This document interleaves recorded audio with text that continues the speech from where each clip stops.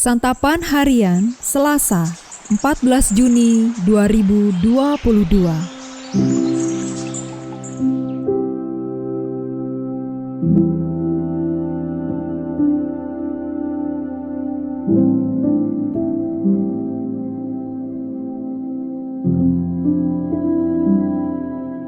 Inilah program Santapan Harian, sebuah program yang mengajak Anda menelusuri isi Alkitab, agar Anda menemukan makna firman Tuhan sesuai dengan konteksnya.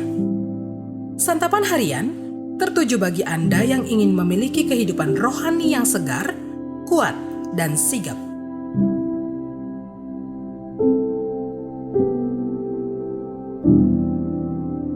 Hari ini kita akan membaca Yudas pasalnya yang pertama, ayatnya yang ke-14 hingga ayatnya yang ke-16.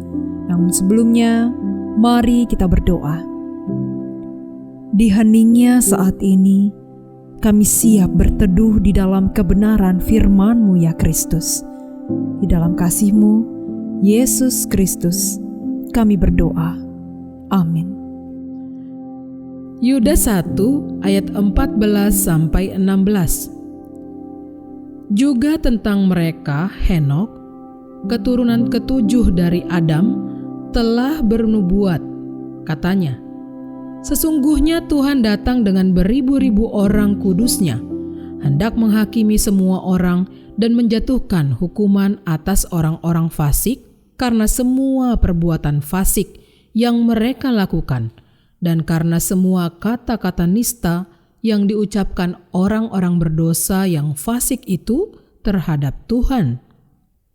Mereka itu orang-orang yang menggerutu dan mengeluh tentang nasibnya.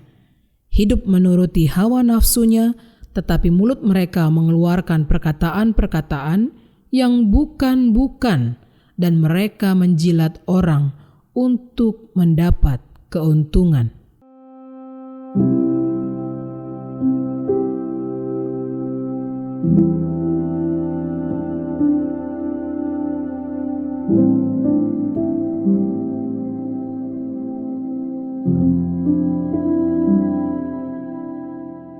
Sahabat Santapan Harian, penyebutan Yudas terhadap karakter musuh gereja semakin jelas.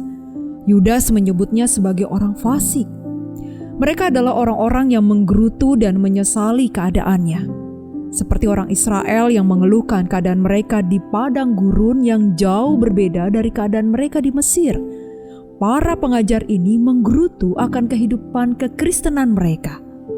Kefasikan itu juga digambarkan dengan hidup menuruti hawa nafsu, berbicara dengan kasar, dan memanfaatkan orang lain. Pada dasarnya, musuh gereja ini adalah orang-orang yang hidup seperti orang tidak mengenal Allah. Mereka tidak mau tunduk kepada kehidupan yang ditetapkan Allah. Mereka ingin hidup sebebas-bebasnya. Konsekuensi atas perbuatan mereka adalah hukuman Allah. Yudas menggunakan nubuatan Henok untuk menyatakan kepastian hukuman itu. Allah akan menghukum orang fasik yang bertindak melawan hukum-hukumnya.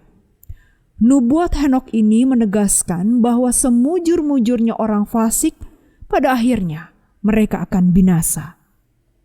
Tak ada faedahnya menjadi sahabat dunia kalau akhirnya mereka binasa. Sebagai umat tebusan Allah, kita harus hidup sesuai standar Allah. Kita diselamatkan Allah bukan supaya kita mati bagi dosa saja, melainkan juga hidup bagi Allah. Standar hidup kita bukan lagi kehidupan lama yang sia-sia, melainkan kehidupan baru di dalam Kristus Yesus. Karena itu, jangan bangkitkan cemburu Tuhan.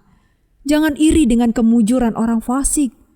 Jangan mengeluh karena harus berjuang untuk taat kepada Kristus setiap hari.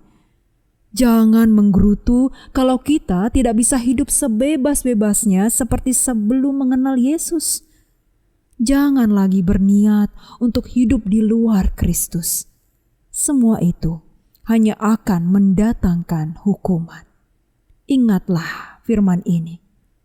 Hai kamu, orang-orang yang tidak setia, tidakkah kamu tahu bahwa persahabatan dengan dunia adalah permusuhan dengan Allah? Jadi, barang siapa hendak menjadi sahabat dunia ini, ia menjadikan dirinya musuh Allah. Mari kita berdoa. Hidup kami yang sekarang adalah hidup di dalam iman kepada Anak Allah yang mengasihi kami. Hidup kami yang sekarang adalah hidup yang senantiasa melakukan kehendak-Nya. Di dalam-Mu ya Yesus Kristus, kami berserah. Amin.